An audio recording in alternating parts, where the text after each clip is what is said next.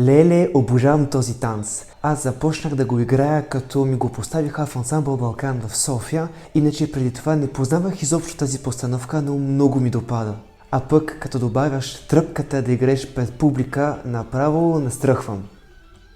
Здравей! Добре дошъл в моят YouTube канал. Казвам се Климан Болосуков и всяка седмица правя видеа за български народни танци, за фолклор, за песни, обичаи и носи. И тази седмица ще говорим за постановки. Между моите пътувания до България, преди да се преместя да живея тук в София преди 8 години, обожавах да гледам в YouTube какви постановки има с български народни танци. И можех така с часове да гледам едни и същи постановки или да открия нови и други. Просто ми беше много интересно да разпозная танцорите, да разпозная от кой композитор е музиката, на кого е постановката, носията, областите, откъдето са танците. Беше наистина много интересно и много вълнуващо. И да, като всеки човек, който тепърва се учи на някакво ново изкуство или на каквото и да е, имах 100 000 забележки към изпълнението, към музиката, към осветлението. И пък сега вече, като завърших тази магистратура тази година по режисура на български народни танци, съм станал една идея по-скромен и вече знам какъв труд е да създаваш такъв спектакъл, такава постановка, как да поддържаш ансамбъл на едно хубаво ниво, че публиката да се зарадва истинско на това изживяване. Много ми помогна тези часове, хиляди часове гледане на тези клипчета, да си оформя вкусове и нравите в български фолклор. Разбира се, е съвсем друго чувство да играеш на сцена и да си част от публиката, но определено едното не върви без другото. Имам така специални чувства към по-специфични постановки, които много ми допадат, и това е темата за днешното видео, моите 5 любими постановки в класически български фолклорен репертуар.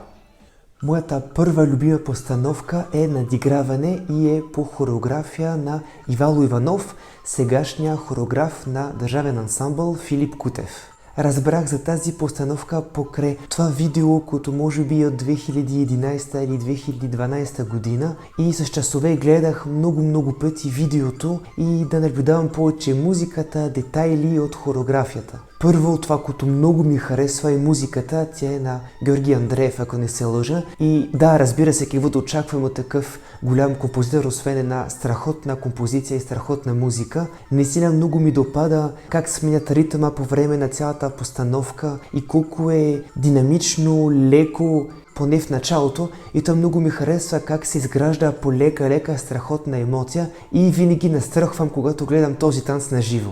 2012 година имах големия шанс да гледам спектакъл на живо, където се събраха държавен ансамбъл Филип Кутев, ансамбъл Коло от Белград, Сърбия и ансамбъл Танец от Скопие, Северна Македония, и беше страхотно изживяване да гледам този танц най-накрая на живо.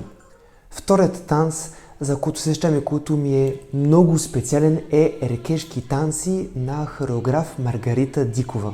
Мой първи сблъсък с този танц беше пак онлайн в YouTube, когато гледах постановката, изигран от държавен ансамбъл Филип Кутев. Мисля, че е видеото от 2008 година, и направо бях омагьосан от първите ноти на тази първа песен.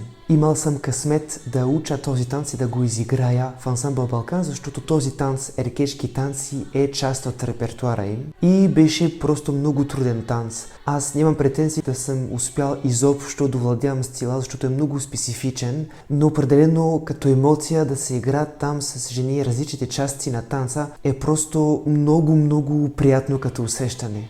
Освен, че танцът, т.е. самата хореография, стъпките, ракурсите, композиционните решения са много интересни, тази музика е просто дар от небето и всеки път, като я слушам, настръхвам и все едно съм в един друг свят.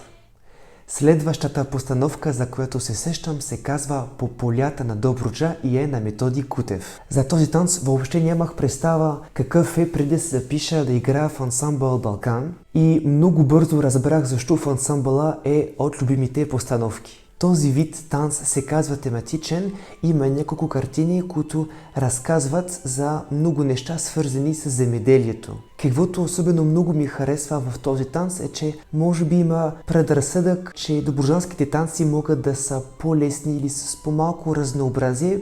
Поне аз бях останал с това впечатление от моите приятели покрай народните танци и каквото много ми харесва специфично в този танц е, че има голяма разработка на фигурите, на композиционните решения и просто за публиката е много интересно да се гледа, защото този танц е просто една огромна палитра от много фигури, много стъпки от цялата добруджанска равнина.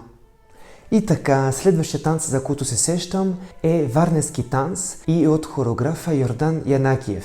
Този танц ми е любим и пак от тази поредица на BG Masters от horo.bg и пак открих този танц покрай моите гледания на YouTube видеа и мисля, че даже никой не съм гледал на живо.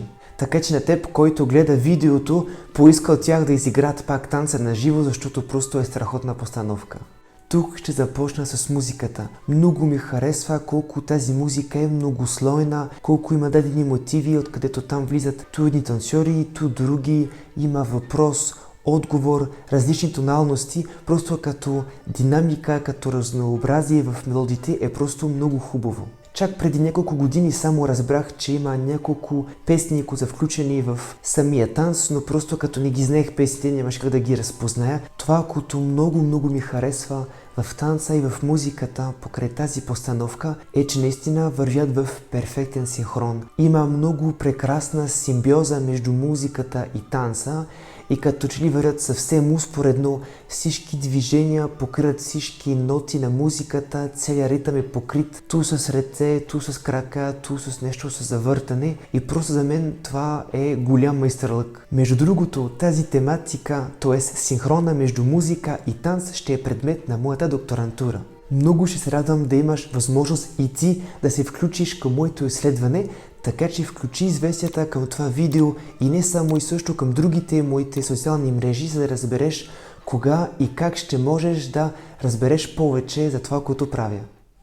Обратно към нашото видео днес. Мой последен любим танц, за който иска да ти говоря днес, е шопски смесен танц на хореограф Методи Кутев. Този танц ми е много специален, защото може би е най-първият танц, който съм играла на сцена 2004 година в Дижон. Музиката ми е от любимите и мога да слушам наистина с часове без да ми омръзне.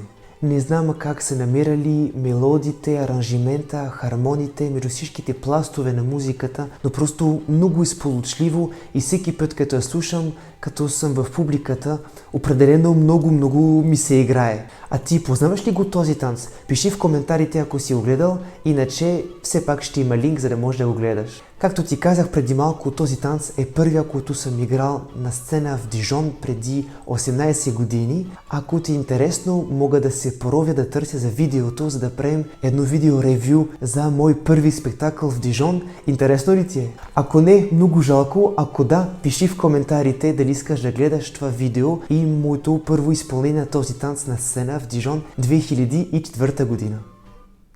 Ето, това бяха моите 5 любими постановки в класически български фолклорен репертуар. Разбира се, има други постановки, които са ми любими, но ще са повод за друго видео. Междувременно, ако ти имаш танци, музики, постановки, които са ти много интересни и любими, които много обичаш да гледаш, пиши в коментарите, споделяй, защото тук мога аз да уча нещо ново от това, което споделяш и да правя ново видео за това в последствие.